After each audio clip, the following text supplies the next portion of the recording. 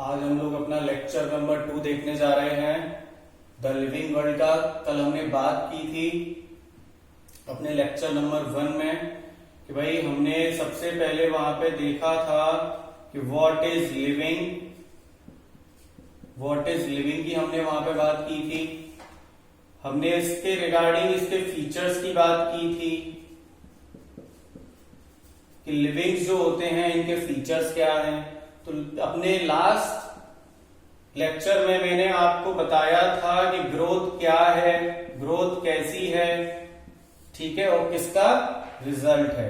तो हमने अपने लास्ट लेक्चर में ये सारी चीजें देखी थी, ठीक है। व्हाट इज लिविंग, लिविंग का क्या क्राइटेरिया होगा, फीचर्स का कि जो लिविंग है उसके फीचर्स क्या हैं। उसके बाद हमने वहां पर उसके एक फीचर ग्रोथ की बात की थी, ठीक है। ये हमने अपने प्रीवियस लेक्चर में किया था, ठीक है। होपफुली आप लोगों ने सबने देखा होगा। तो बेटा आज हम जो बात करेंगे वो हम अपने नेक्स्ट रिप्रोडक्शन की बात करेंगे, ठीक है। जो हमारा नेक्स्ट फीचर है कौन सा, रिप्रोडक्शन, ठीक है। तो बेटा रिप्रोडक्शन से पहले मैं आपको कुछ बताना चाहता हूं कि हम लोग जो स्टडी कर रहे हैं बायोलॉजी की कर रहे हैं। क्या पढ़ रहे हैं हम, बायोलॉजी, ठीक है।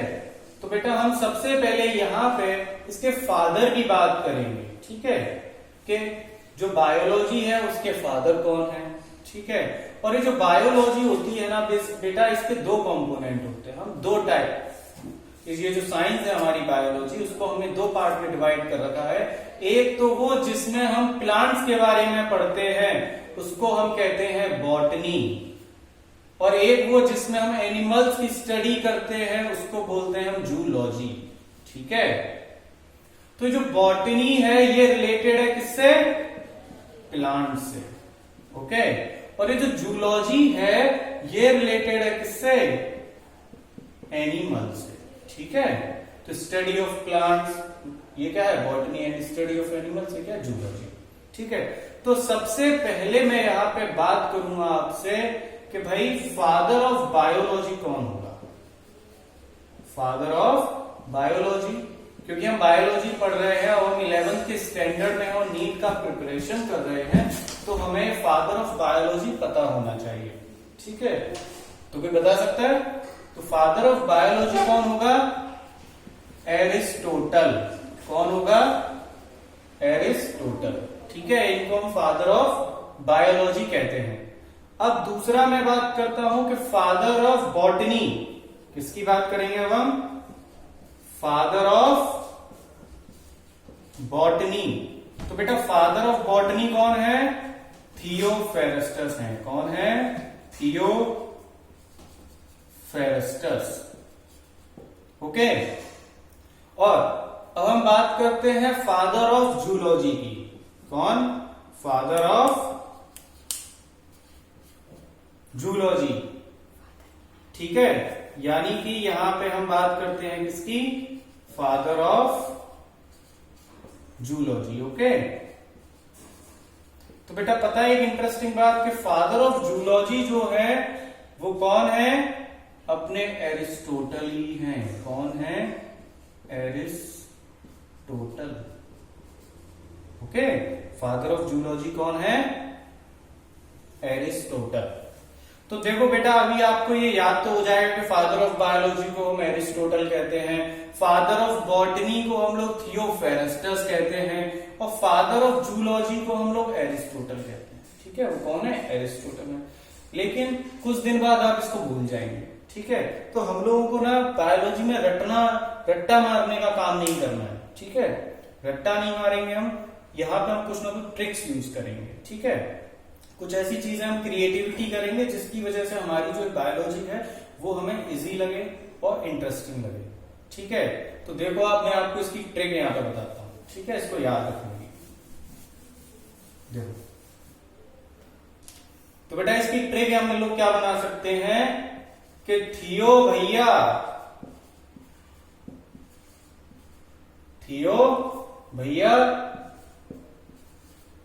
आगरा जाओ,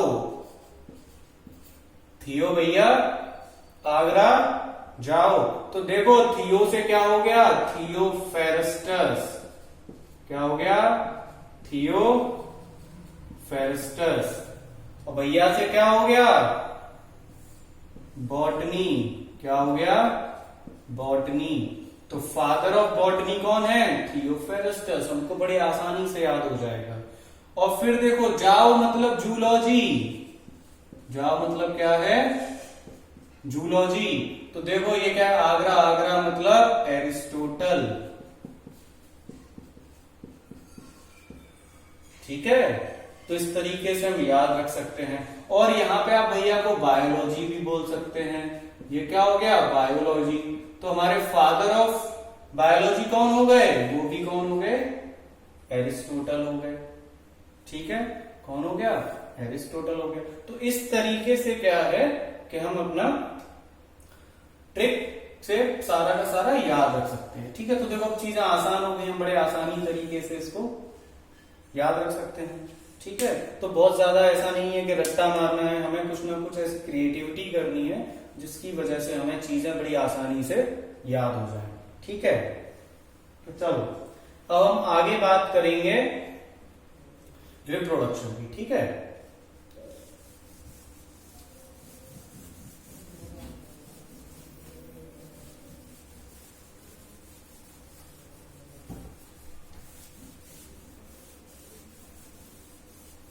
चलो हम लोग पढ़ते हैं रिप्रोडक्शन। देखो भाई, रिप्रोडक्शन। तो बेटा ये जो रिप्रोडक्शन है, आप इसको अगर आप लोग काफी क्लास में इसको पढ़ चुके होंगे, 7th 8th से ही इसकी स्टडी करा दी जाती है, बुक्स में आ जाता है साइंस की में कि रिप्रोडक्शन की डेफिनेशन वगैरह हम लोग देखते हैं। तो बेटा देखो जो री है, री का क्या मतलब है, फिर से। और ये क्या हो गया, प्रोडक्शन, यानी कि फिर से प्रोडक्शन, यानी फिर से एक नई कॉपी का बनना, वो क्या है, रिप्रोडक्शन। और ये क्यों जरूरी है, रिप्रोडक्शन क्यों जरूरी है, कंटिन्यूटी फॉर लाइफ के लिए। इसके लिए कंटिन्यूटी फॉर लाइफ, रिप्रोडक्शन जरूरी क्यों है, लाइफ के लिए जरूरी है कि जो लाइफ है वो आगे बढ़ती रहे। ठीक है, कंटिन्यूटी ऑफ लाइफ के लिए। ठीक है, reproduction is necessary for continuity of life. तो देखो, तो बेटा यहां पे हम इसके डेफिनेशन की बात करते हैं। ठीक है, देखो डेफिनेशन, तो हम लोग बचपन से एक डेफिनेशन पढ़ते हुए आ रहे हैं, कौन सी, कि रिप्रोडक्शन क्या है, production of a new individual. क्या है, production of a new individual, production of a new individual, production of a new individual, sorry individual. ठीक है, production of a new individual. ये बेटा ये वो डेफिनेशन है जो हम छोटी क्लासेस में पढ़ते हैं कि प्रोडक्शन ऑफ न्यू इंडिविजुअल या progeny is known as reproduction.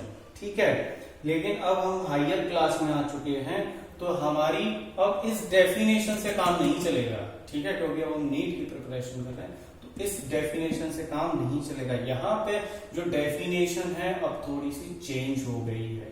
ठीक है, तो इस डेफिनेशन से काम नहीं चलेगा। देखो क्या डेफिनेशन आएगी इसके बाद,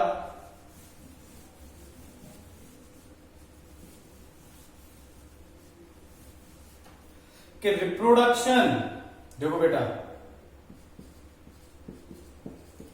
reproduction is not only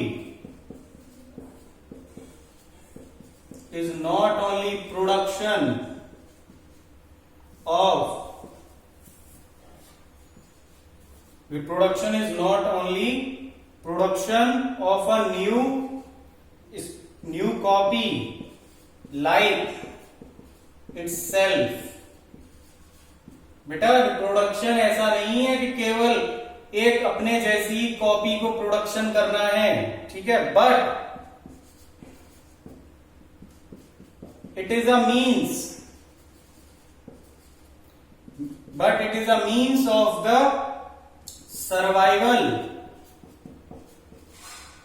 survival of population of species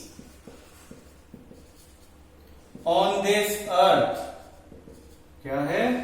on this earth. तो देखो बेटा हमारा लेवल बढ़ गया है ना, हम लोग कौन सी क्लास में आ गए? 11th क्लास का, ठीक है। तो हमें जो डेफिनेशन जो पढ़नी है वो भी हमारी अब अलग होगी कि reproduction is not only production of a new copy like itself. बेटा रिप्रोडक्शन केवल इतना ही नहीं है कि हम केवल अपने जैसी ही एक कॉपी बनाएं, ठीक है, एक कॉपी अपने जैसी एक कॉपी का प्रोडक्शन हो, बल्कि उस स्पीसीज का इस अर्थ पे सर्वाइवल भी जरूरी है।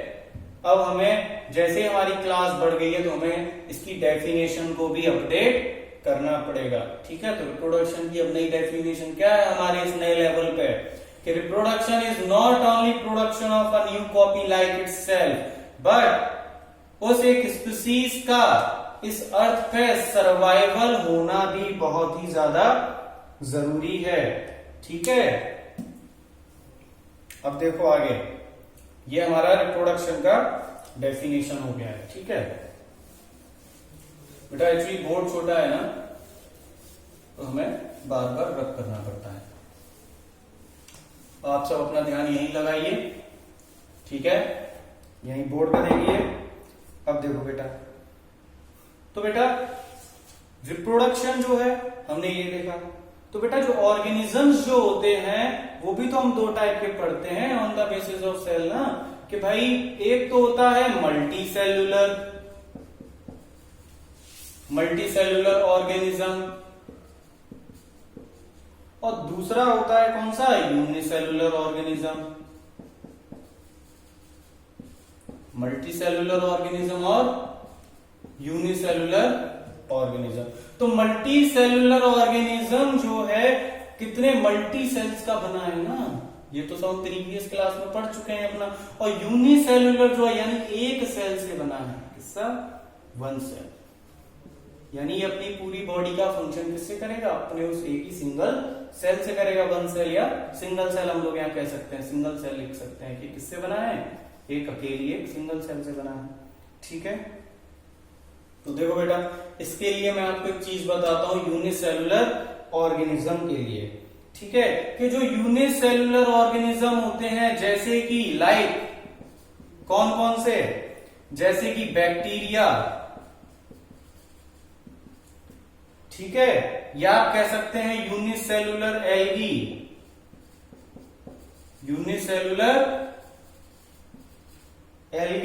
या आप कह सकते हैं, आपने एक और सुना होगा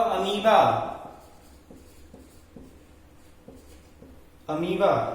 बेटा इन सेल्स का यानी कि जो बैक्टीरिया है, यूनिसेलुलर एल्गी है, अमीबा है, इनका केवल इंक्रीज इन नंबर में होना, इंक्रीज इन नंबर, रिप्रोडक्शन यही तो है कि इंक्रीज इन नंबर ही तो बढ़ता है, कॉपी प्रोडक्शन कर रहे हैं ना फिर से, तो नंबर बढ़ रहा है ना। तो बेटा ये जो यूनिसेलुलर ऑर्गेनिज्म है जैसे कि बैक्टीरिया, एल्गी, अमीबा, इनका नंबर में बढ़ना, ठीक है, वो क्या है? रिप्रोडक्शन। और जो ग्रोथ है यूनिसेलुलर ऑर्गेनिज्म में, जो ग्रोथ है और रिप्रोडक्शन है वो भी बेटा कैसी होती है? सेम होती है। यानी कि growth and reproduction are same. Unicellular organism का उनके नंबर में बढ़ना या ग्रोथ में बढ़ना दोनों ही चीजें सेम हैं, या आप इस सेम को क्या लिख सकते हैं? सिनोनियम लिख सकते हैं, सिनोनियम, ठीक है, सॉरी सिनोनियम, ठीक है बेटा, याद रखना है, बहुत ही ज्यादा जरूरी है कि यूनिसेल्युलर ऑर्गेनिज्म के केस में growth and reproduction are same. वो क्या है, सिनोनियम है। उनका नंबर में बढ़ना या ग्रोथ होना दोनों ही केस क्या है, सेम होते हैं। ठीक है, क्योंकि वो किसके बने हैं, उस एक सिंगल सेल के बने हैं। ठीक है, याद रखना है, बहुत ही ज्यादा जरूरी है in case of unicellular organism. ठीक है, ये कहानी है। अब हम बात करेंगे बेटा मल्टी सेल्युलर ऑर्गेनिज्म की। ठीक है, मल्टी सेल्युलर ऑर्गेनिज्म की। देखो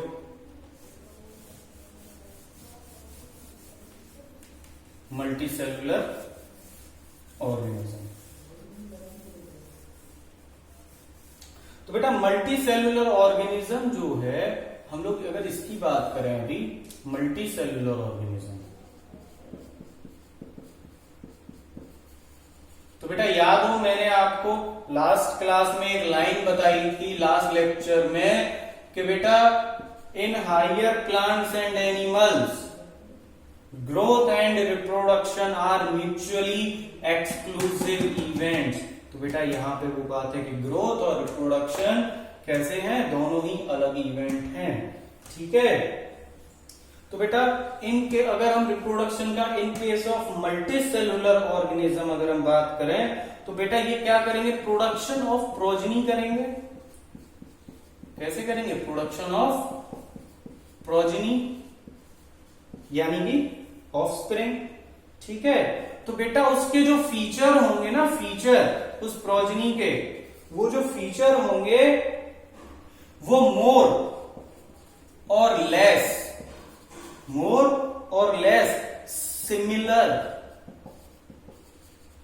सिमिलर टू पेरेंट्स होंगे, दोज पेरेंट्स। ठीक है, सिमिलर टू दोज पेरेंट्स होंगे in case of multi cellular organism. ठीक है बेटा, याद रखिए, बहुत ज्यादा जरूरी है। ठीक है, अब हम देखो आगे पढ़ेंगे रिप्रोडक्शन के बारे में। ठीक है, और इसके बारे में हम लोग बात करेंगे। और बेटा हमने एक बात और की थी कि जो रिप्रोडक्शन है वो क्या है, नॉट द डिफाइनिंग फीचर है। क्या है, नॉट द डिफाइनिंग फीचर है। ठीक है, ऐसा क्यों कह रहे हैं कि भाई ये जो रिप्रोडक्शन है वो नॉट द डिफाइनिंग फीचर है, ऐसा क्यों कह रहे हैं। ठीक है, हमने कल बताया था ना आपको कि ये जो रिप्रोडक्शन है वो एक नॉट द डिफाइनिंग प्रॉपर्टी होता है। क्या कहा था इसके बारे में हमने, कि क्या है, नॉट द डिफाइनिंग प्रॉपर्टी है। क्या है, नॉट द डिफाइनिंग प्रॉपर्टी, यानी कि इसमें क्या है, एक्सेप्शन है। क्या है, एक्सेप्शन, यानी विद एक्सेप्शन है। तो बेटा ये बताइए, यहां पर हम एक्सेप्शन की बात करेंगे, जो रिप्रोडक्शन है किसमें होगा, लिविंग में होगा या नॉन लिविंग में होगा। मैं आपको क्वेश्चन देता हूं कि जो रिप्रोडक्शन है वो लिविंग में होगा या नॉन लिविंग में होगा, कौन शो करेगा। क्या नॉन लिविंग रिप्रोडक्शन शो कर सकता है या लिविंग करेगा। ठीक है, आप कहेंगे कि सर नॉन लिविंग क्यों करेगा, लिविंग करेगा, क्योंकि ये तो लिविंग की कैरेक्टरिस्टिक है रिप्रोडक्शन। अगर कैरेक्टरिस्टिक है तो फिर मैं इसको नॉट द डिफाइनिंग प्रॉपर्टी क्यों कह रहा हूं, फिर इसमें एक्सेप्शन क्यों है। फिर जो भी लिविंग है उसमें, या कोई भी है जिसमें हमें रिप्रोडक्शन देखने को मिल रहा है या नहीं मिल रहा है, तो हम पता कैसे लगाएंगे भाई कि ये लिविंग है या नॉन लिविंग है, रिप्रोडक्शन हो रहा है या नहीं। और कोई लिविंग है उसमें रिप्रोडक्शन नहीं हो रहा है। ठीक है, एक केस है कि कोई लिविंग है और वो रिप्रोडक्शन नहीं कर पा रहा है, तो क्या वो लिविंग नहीं होगा, होगा कि नहीं। ठीक है, तो देखो इसकी मैं बात करूंगा आपसे सबसे पहले कि रिप्रोडक्शन की डेफिनेशन मैंने आपको बताई कि क्या है, इंक्रीज इन नंबर। क्या है, इंक्रीज इन नंबर, अभी बात की थी। ठीक है, तो चलो इसकी बात कर लेते हैं कि जो रिप्रोडक्शन है वो लिविंग में होगा या नॉन लिविंग में होगा।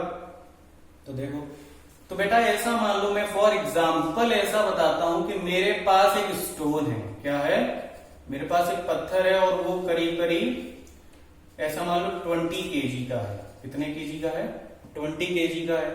और बेटा बारिश बहुत हो रही है। क्या हो रही है, बारिश बहुत ज्यादा हो रही है, बहुत ज्यादा रेनफॉल हो रहा है, तो यहाँ पे मतलब बादल बना हुआ है और ये पानी गिरता जा रहा है, गिरता जा रहा है। तो ऐसा मान लेते हैं हम कि ये जो स्टोन था ये टूट गया, ठीक है, ब्रेक डाउन हो गया, ठीक है, इसके पीसेज हो गए, तो इसके 4 पीसेज हो गए। कितने हो गए? 4 पीसेज, यानी 5 kg के हमें 4 पीसेज देखने को मिले। कितने pieces?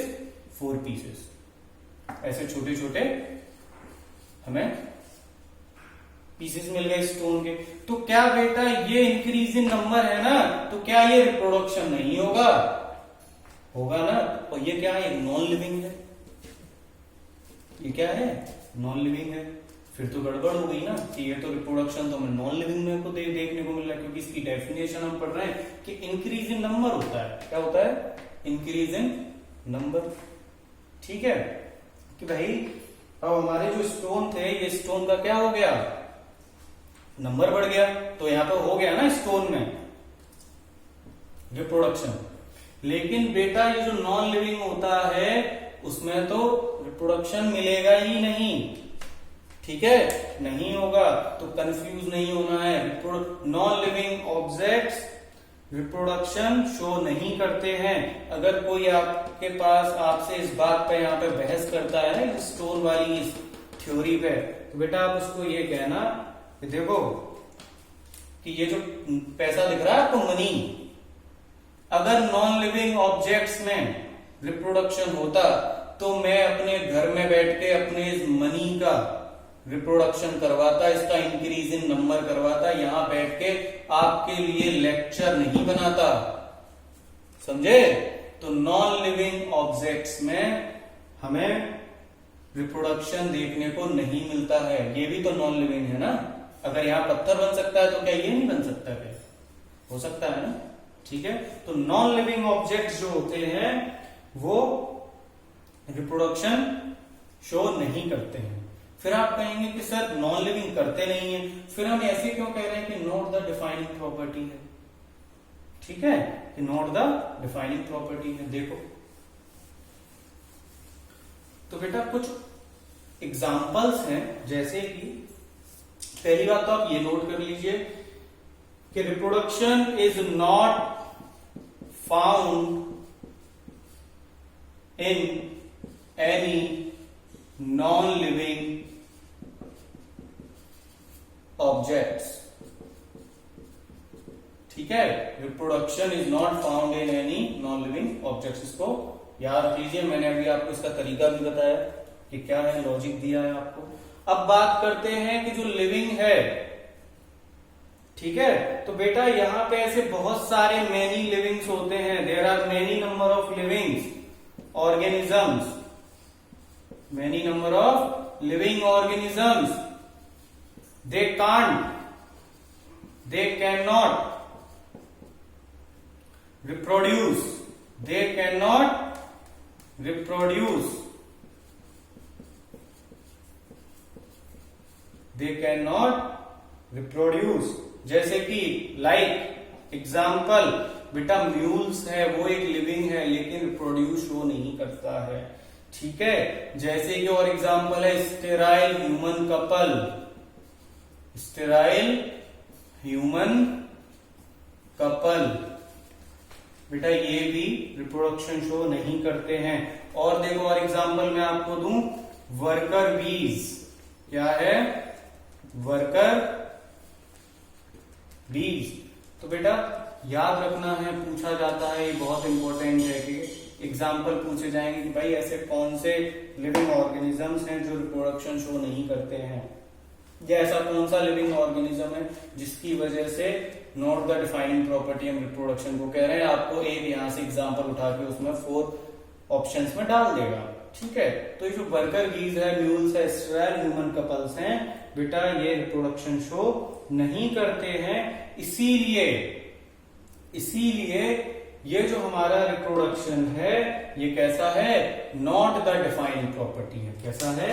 Not the defining property है। प्लीज बेटा इस पे यहाँ पे ध्यान दें सब लोग यहाँ पे कि इसीलिए ये जो है नॉट द डिफाइनिंग प्रॉपर्टी है, क्योंकि हमें यहाँ पे ये देखने को मिल रहा है। ठीक है, अब देखो आगे, अब हम लोग आगे फिर से पढ़ेंगे वो, ये हमारा कंप्लीट, ठीक है।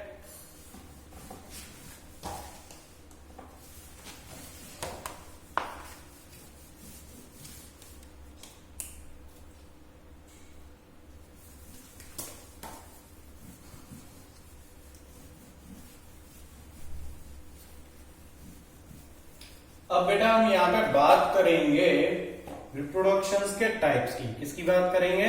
रिप्रोडक्शन के टाइप की। ओके, यहाँ पे हम बात करेंगे रिप्रोडक्शन के टाइप की। तो देखो बेटा, रिप्रोडक्शन जो है बेटा आपने पढ़ा होगा, रिप्रोडक्शन बेटा ये दो टाइप का हम लोग पढ़ते हैं। कितने टाइप का?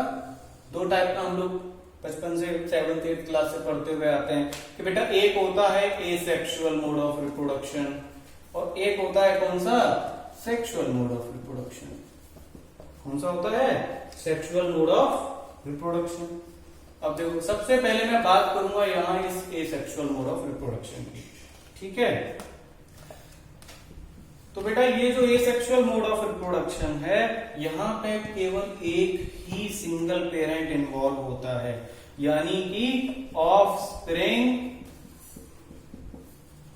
Are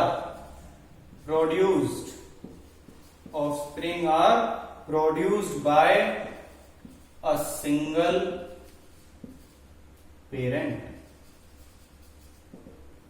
offspring are produced by a single parent, ये हमने बचपन से पढ़ा है। और देखो, और यहां में क्या देखने को नहीं मिलेगा?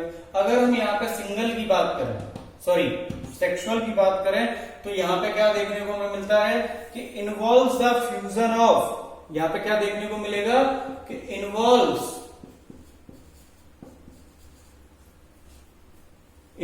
The fusion of two cells. क्या है? Involves the fusion of two cells, one from male, एक कहां से आएगा? मेल से, एंड अदर फ्रॉम, नेक्स्ट कहां से आएगा दूसरा? फीमेल। ओके, देखो तो एसेक्सुअल जो था यहाँ पे offspring are produced by a single parent, जो ऑफस्प्रिंग आ रही है वो केवल एक सिंगल पेरेंट ही इन्वॉल्व है। लेकिन सेक्सुअल मोड ऑफ रिप्रोडक्शन में बेटा यहाँ पे इन्वॉल्व होते हैं क्या? Two cells, involve the fusion of two cells, दो सेल का फ्यूजन होता है, जिसमें जो एक सेल है कहां से आ रहा है? One from male and other from female. आपने पढ़ा होगा सेक्सुअल रिप्रोडक्शन क्लास 7th में 8th में, ठीक है। 46 क्रोमोसोम होते हैं total, 23 half number of chromosome male से आते हैं एंड हाफ क्रोमोसोम फीमेल से आते हैं, और दोनों का फर्टिलाइजेशन होता है, तो फिर 46 क्रोमोसोम्स बनते हैं, जायगोट बनता है, ठीक है। अब आगे और बात करें ऑफस्प्रिंग कि भाई यहाँ पे सिंगल पेरेंट है। नेक्स्ट बात करें कि यहाँ पे कौन कौन से हमें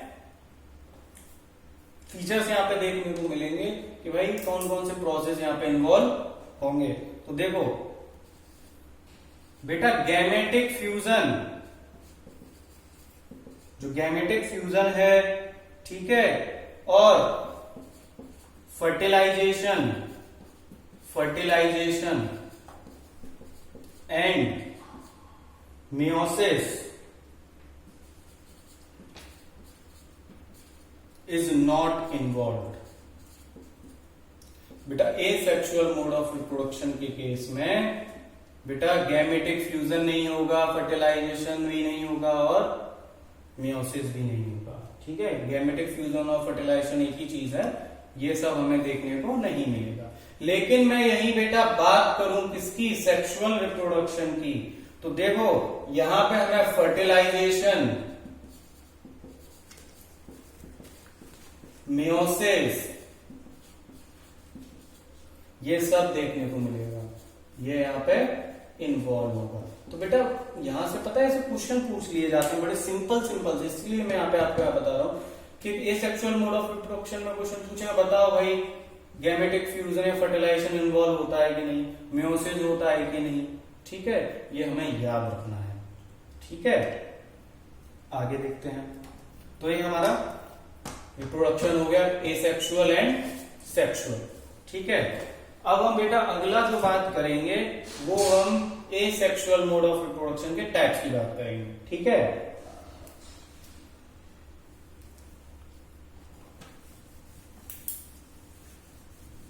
देखो आगे।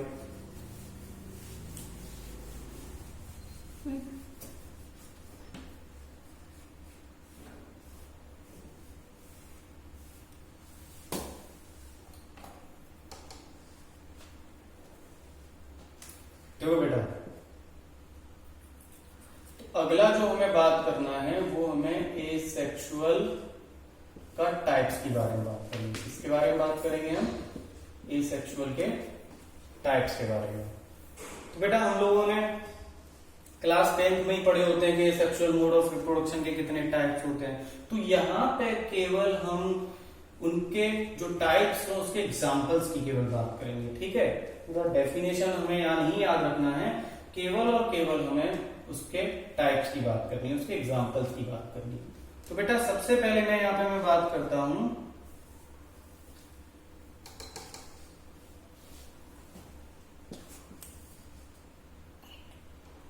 ठीक है,